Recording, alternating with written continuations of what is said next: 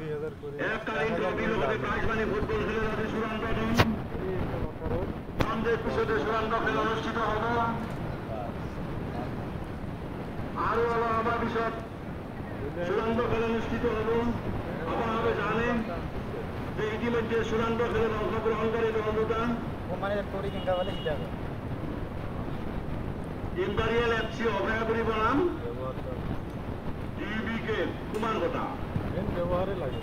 ডিবিকে দল কুমারঘটা বনাম imperial FC অভয়াপুরী, এই দুই দলের মাজত 2026 বর্ষত কুমারঘটা মিলনমতি অঙ্গনে আয়োজন করা এককালীন ট্রফি লগতে প্রাইজ মানি খেলৰ চূড়ান্ত খেলখন অনুষ্ঠিত হ'ব। আৰু কিছু সময় পিছতে ইতিমধ্যে আমাৰ পৰিচালকসকল সমিতিৰ বিষয়ববীয়াসকল আহি পাইছে। আমি এদৰে অঞ্চলৰ সমূহ ক্ৰীড়াপ্ৰেমী ৰাইজক আমন্ত্ৰণ জনাইছোঁ, সকলোৱে আগবাঢ়ি আহক। প্ৰখৰ ৰদ কাৰ্যত আজি কিছু ভাল খবৰ আছে, সময় হৈছে।